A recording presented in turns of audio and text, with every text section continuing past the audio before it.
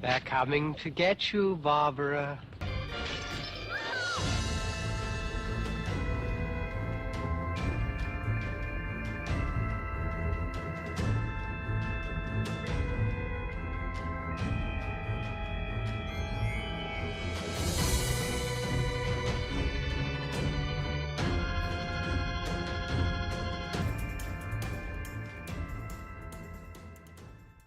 Hey everyone, Mackenzie Lambert here, your host for Petrifying Bijou.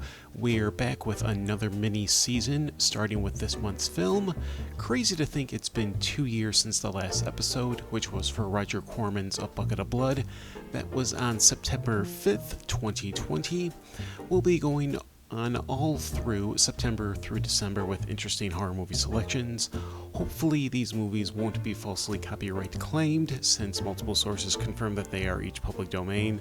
I honestly don't want to resort to uploading them onto that cesspool BitChute, but hopefully that shouldn't be the case. For our first episode back, we are showing, okay, now hear me out, a silent movie.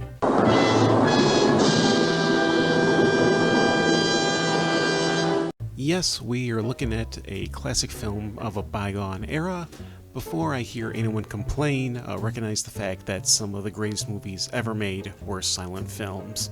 Here is a montage of such films.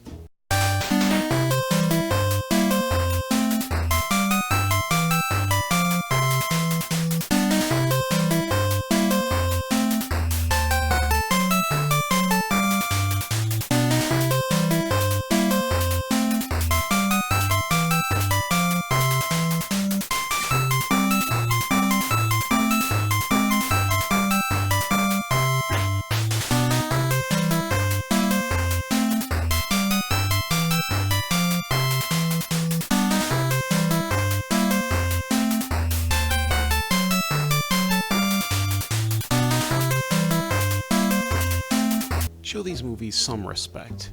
Without many of these movies, there wouldn't be music videos, if you're old enough to remember seeing those on TV and not on YouTube.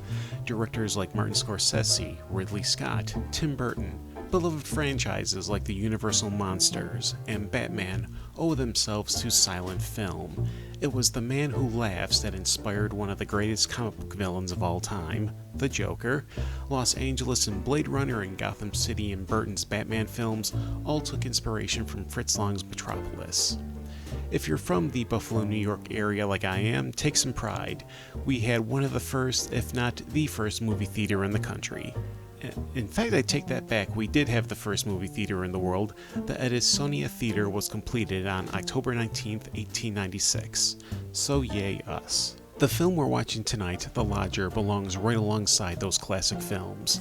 Paste magazine listed The Lodger, A Story of London Fog, at number 85 on its list of the 100 best silent films.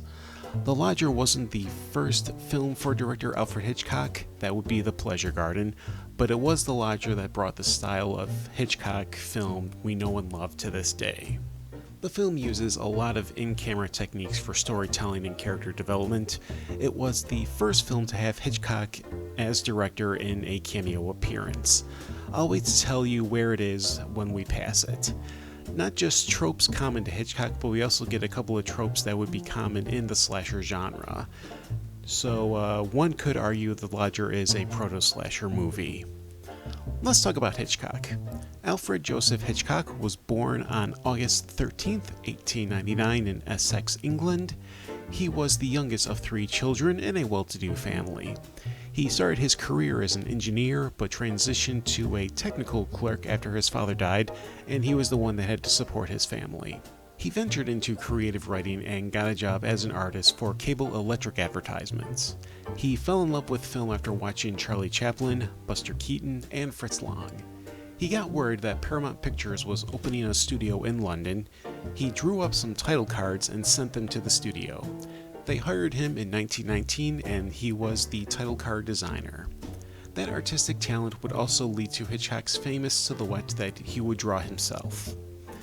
After Pleasure Garden and The Mountain Eagle, we come to 1927's The Lodger, The Story of London Fog. Hitchcock made this film at the age of 24. I was in college at 24, meanwhile Hitchcock was making world-renowned films. Blonde-haired women have been the victims of series of murders.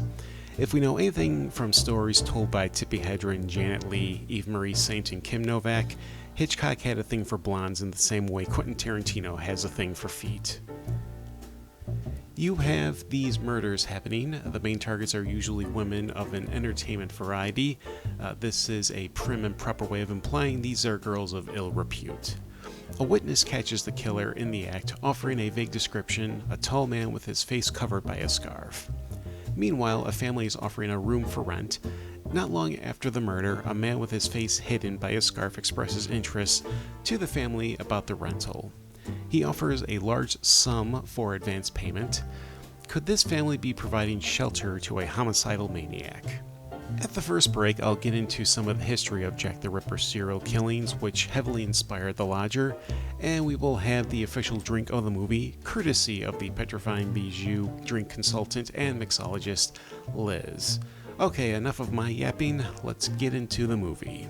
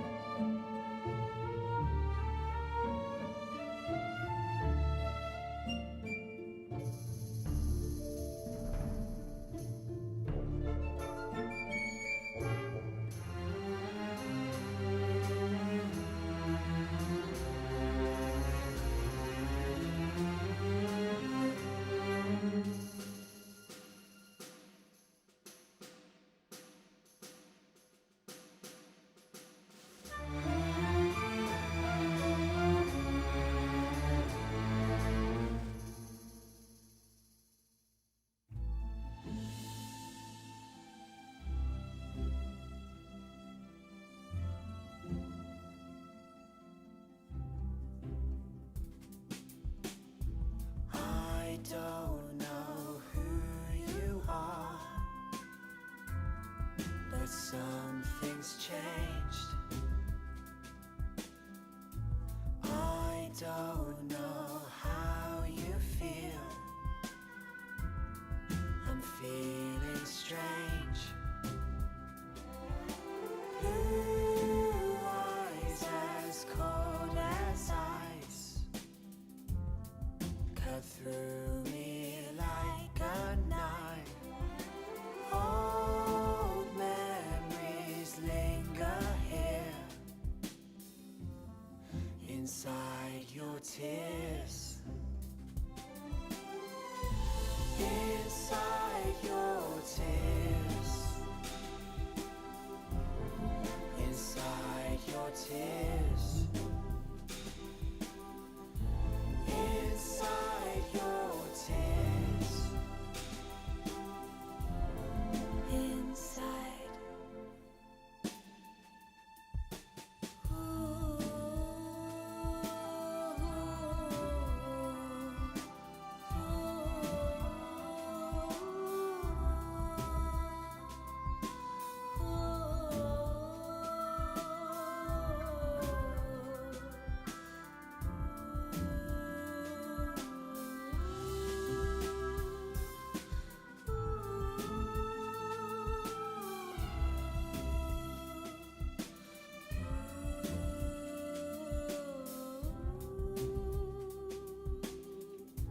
The games you love to play,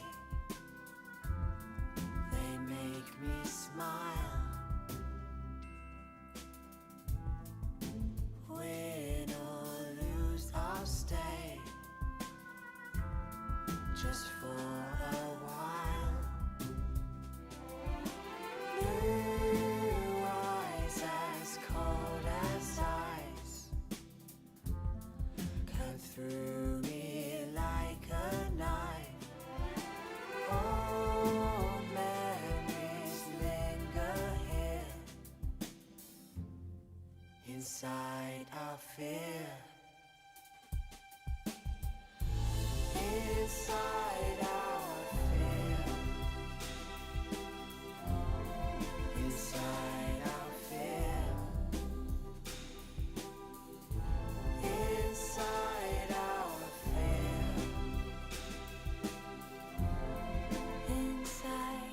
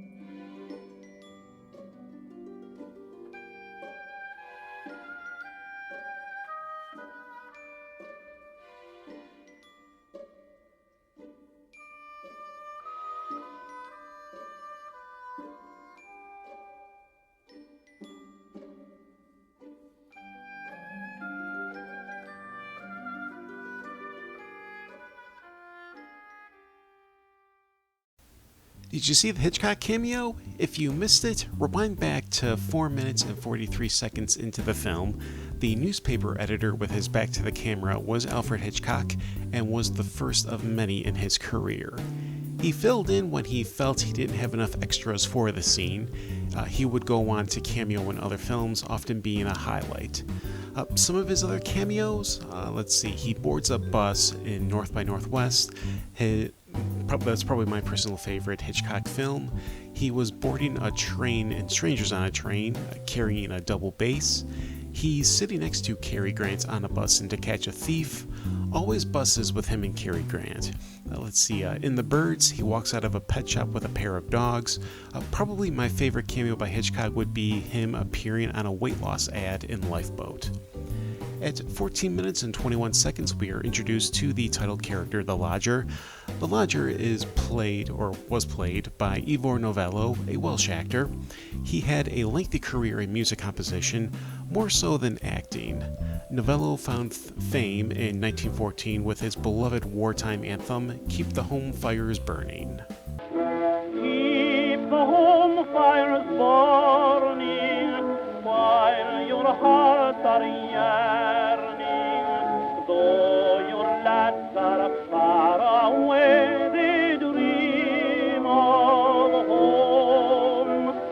There's a silver lining through the dark cloud shining. Turn the dark cloud inside out till the boys come home. The Lodger would be the midpoint of his acting career.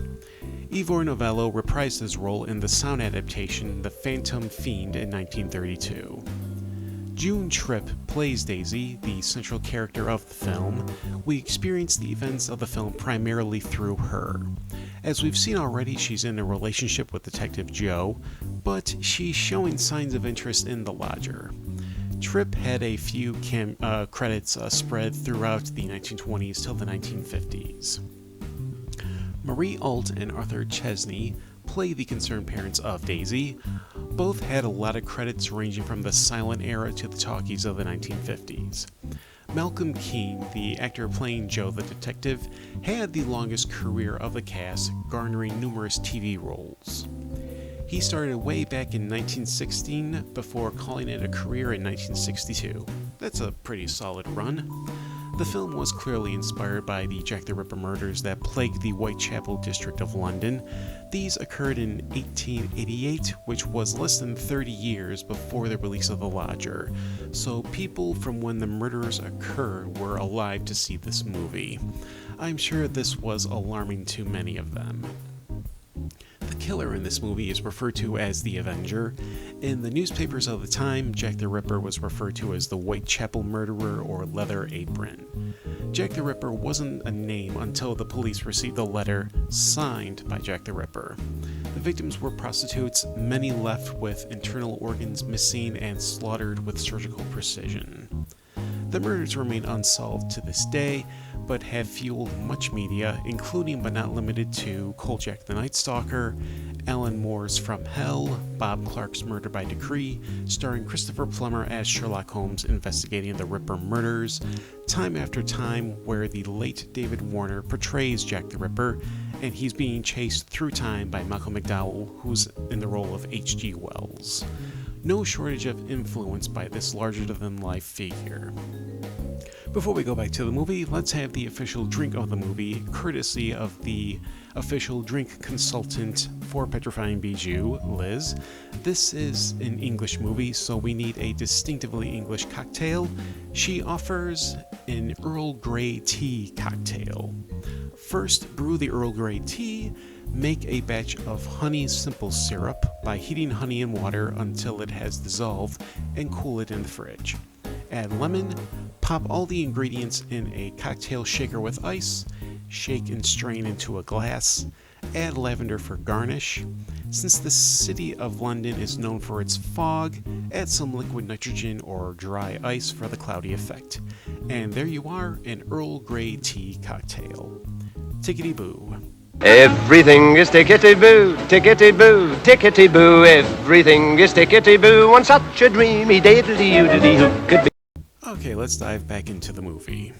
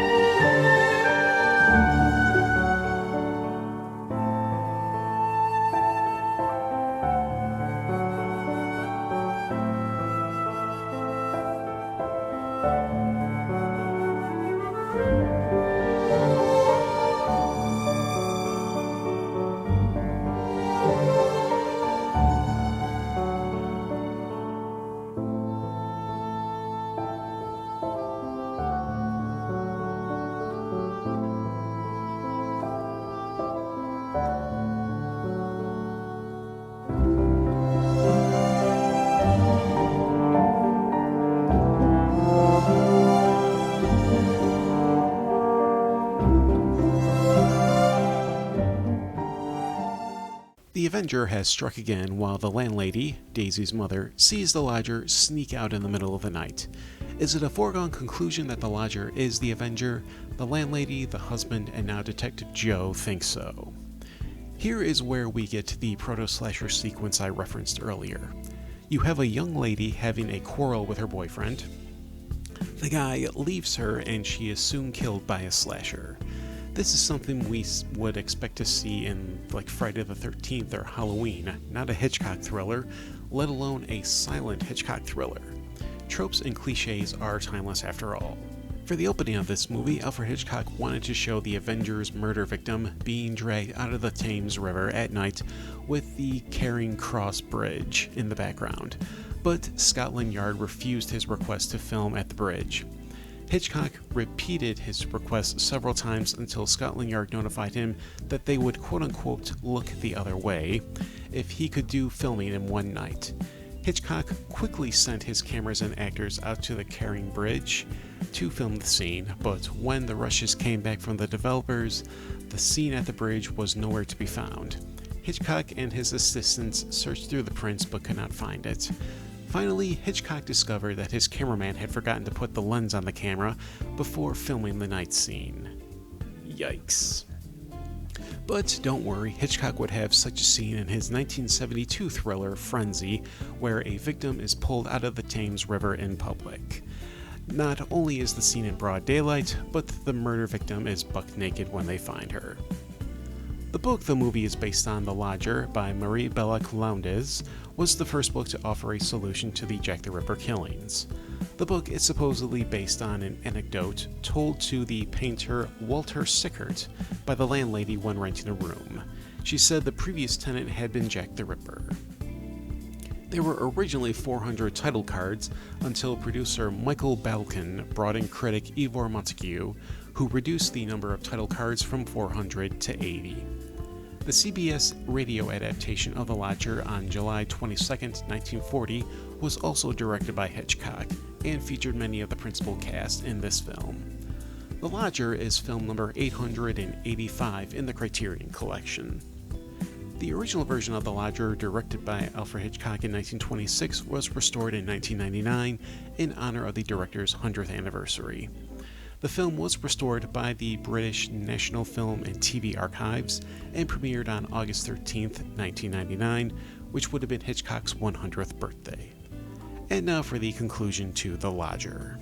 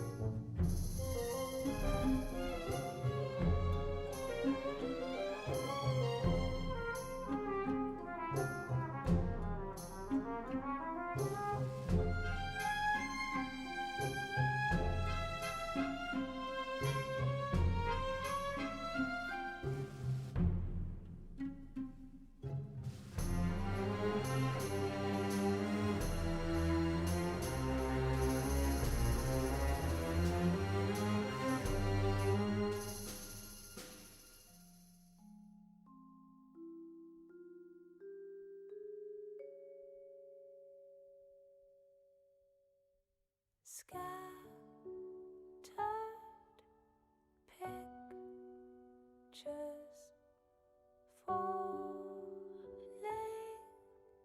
down. Carousel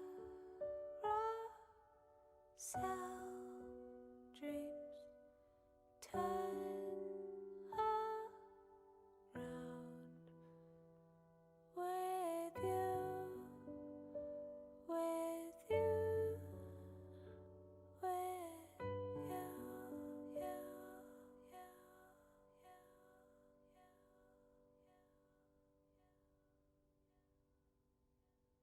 Carousel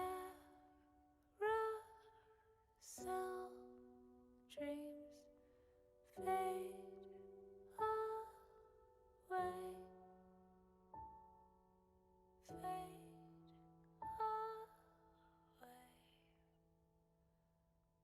fade, fade, fade, fade, fade.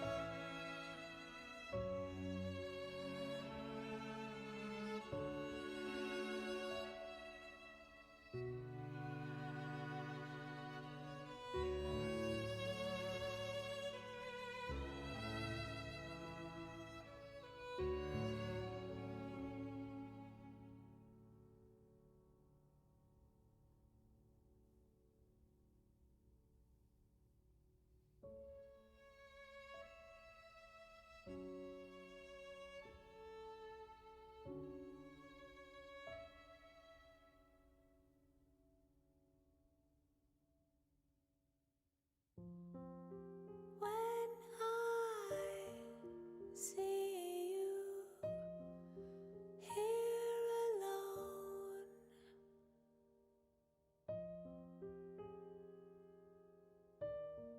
I'm here for you. You are all I want. You are all I need. You are every dream there ever was for me.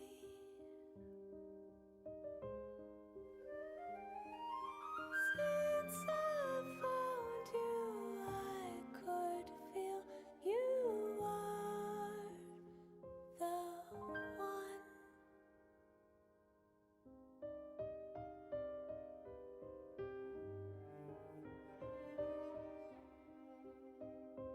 My every hope,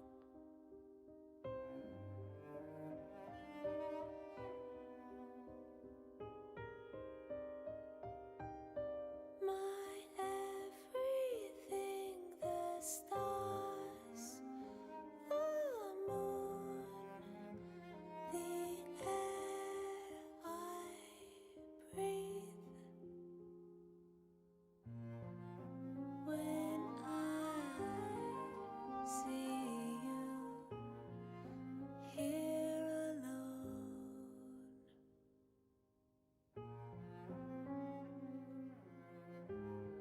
I'm here for you. You are all I want. You are all I need. You are every dream there ever was for me.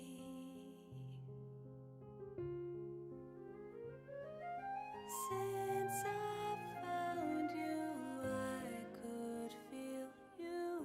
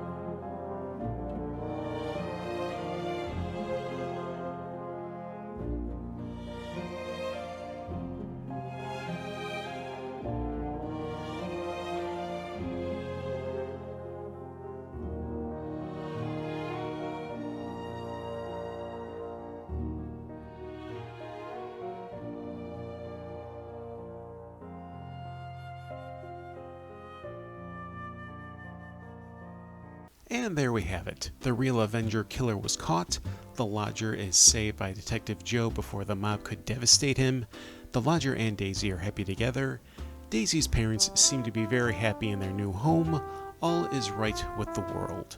Say what you will about Hitchcock, but at heart he is a sentimentalist who appreciates a happy ending. I'm sure you won't be surprised that the ending of the film differs greatly from the source material. The novel ends with the villain fleeing the Bunting home before the detectives could arrest him. But studio executives forced Hitchcock to change the ending, convinced that Novello's appeal among his female fans would be tarnished if he played a murderer of beautiful blonde women. Kinda like when Whovians were devastated to see Dave Tennant play the Purple Man in Jessica Jones.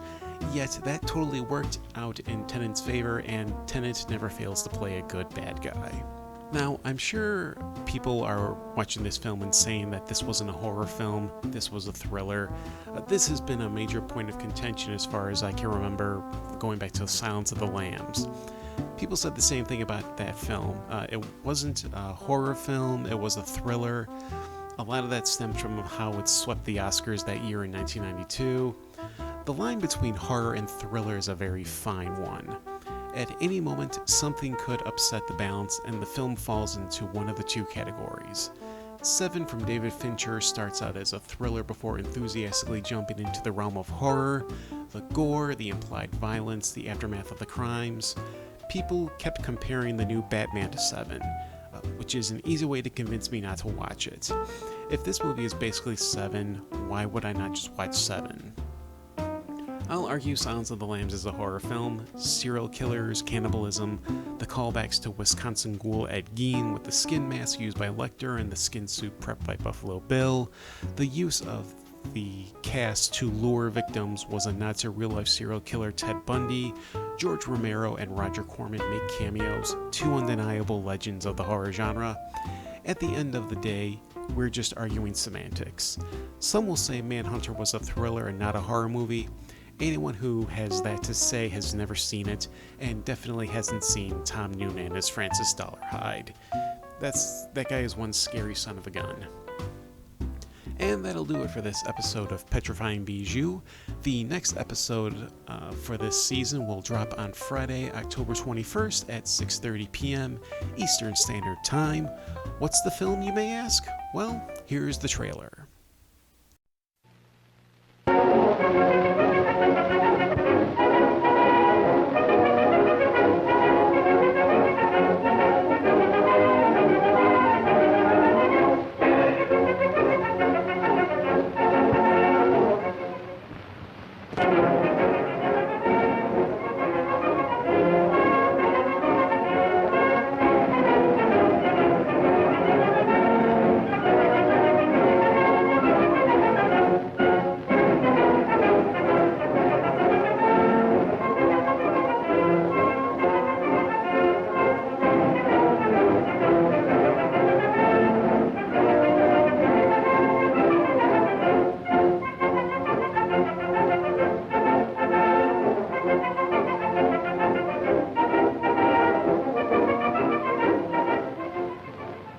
It's horrible, I tell you. Working on the dead. Trying to bring back life. It's not natural. You with your weird ideas. Haven't I stayed here and nursed dying dogs? Yeah. And even that miserable cat? Agony! I can't stand this torture!